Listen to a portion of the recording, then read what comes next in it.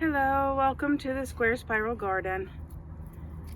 This little guy traveled with me from my old house, and then I came to find the woods here were planted with them as well. They're so delightful, and they're just the tiniest little things. Look how little. These irises came from my mom's house, so I might move them because they're getting shaded now because they're right underneath this guy. Welcome, welcome, welcome. I'm going to walk past the things that I have not cleaned up yet. We're starting to see signs of life. Not in the Artemisia yet, but you can see the apple is starting to bud. The kitten is frolicking. Yes. He's pretty kitty. He's pretty kitty. Little murder mittens. Murder muffin. But yeah, signs of spring. That's our first violets. And the cat is now attacking my leg. So these are black-eyed Susan seed heads. I left them for the birds to eat, and they have not yet eaten them. Here's the Cortland apple. Just starting to swell a little tiny bit.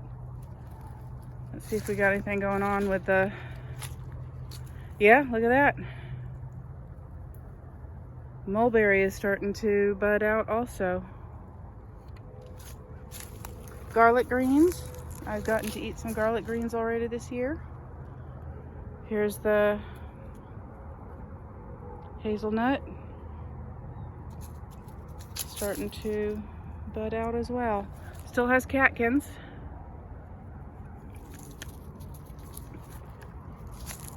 Speaking of catkin. I mean, just look at the ground. It's covered in weeds, green weeds. There's speedwell with the pretty little blue flowers, and false geranium, and yeah, look at this. The elderberry is also leafing out, past buds. We're past the bud stage. We've got leaves. I planted milkweed over here a few weeks ago. I don't know if there's any sign of it yet. I don't know what it looks like. I'm thinking I'm going to move these guys this year because I think I want to put the watermelon. Oh, look at these. The catkins are on the ground. This is one of our other... Yeah, this is this guy. Oh, he's losing his catkins. I'm going to guess that that is intentional.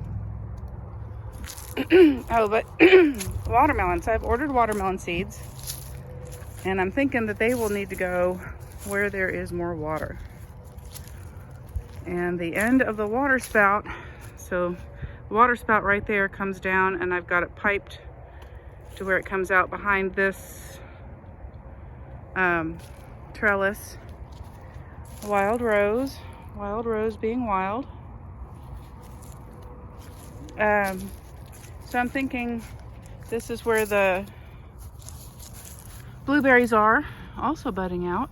You can see I've been feeding them coffee grounds because they like acid. So I've got 1, 2, 3.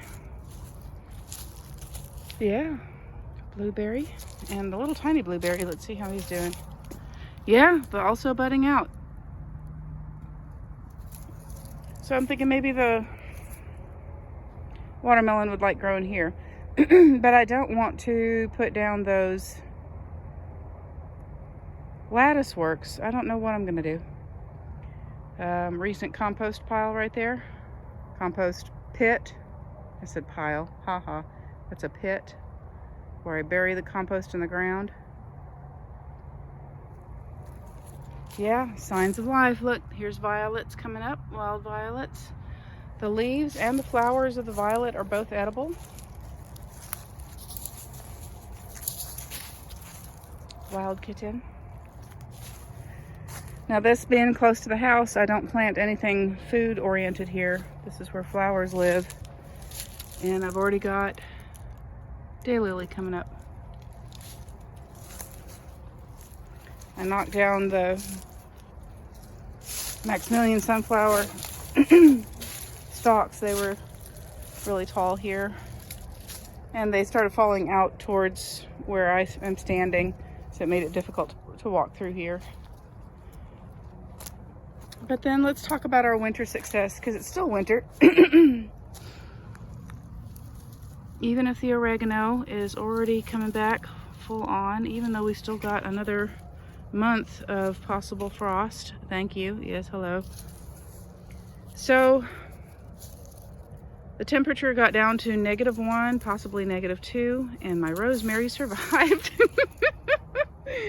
because I covered him so well, and the snow covered him too. Look at him. He hasn't even, like, that's it. That's all the damage that he took, and that's not even dead. Heck, the cat might have done that. So I'm really happy with that. Really, really happy. Because when 5 degrees Fahrenheit, which is, I don't know, 10, 12 negative in Celsius, and you're going to lose a rosemary. And we got at least 5, if not 6 degrees or 7 degrees below that, and the rosemary survived because we had him covered so well. The cilantro, look at the cilantro. Now this has also gotten invaded by the speedwell and the false geranium, so I can't just come in here and take a swipe of this and just eat it. I have to sort it out. We've also got some volunteer chickweed, which is edible. Catweed. My fancy dandelion, doing nicely. I ate some yesterday. You can see I had picked it. And we've got the mustard greens here. More cilantro. Well, this guy does not look good. I wonder what happened to him. The other two look fine. This one does not. That's very sad.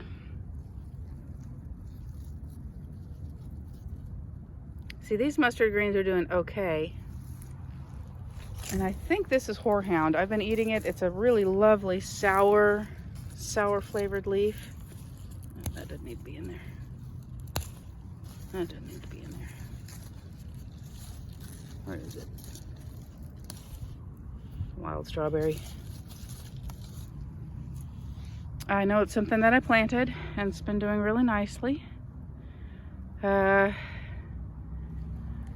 Here's the strawberry ziggurat. I've been focusing on putting in compost here this winter, so there's not a lot of strawberries, but I'm going to train any of the strawberry daughters that come out. I'm going to train them back in here because this area needed food. I'd been harvesting from it for a couple years without feeding it, so that was a mistake. So then here's our big success for this winter. The mustard greens garden. These have been so delightful. They've grown really nicely. I did cover them during the frost. If you follow my channel, you would have seen that. Covered them with that tarp right there. And the sideways tomato cages are on purpose. They formed an open area underneath the tarp so that they could have air. Air is what holds the warmth. So yeah, I've been eating a lot of these. They're so tasty. Now we've got the bitter cress starting to come up. This is a wild mustard. Very tasty. Chomp, chomp, chomp.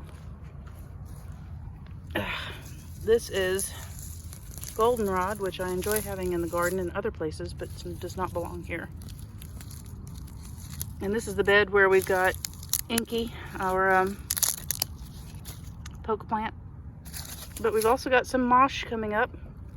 Probably be another week or two before they're big enough to eat. Where did the cat go? She's underneath there. You crazy kitten. What are you doing? You're crazy kitty.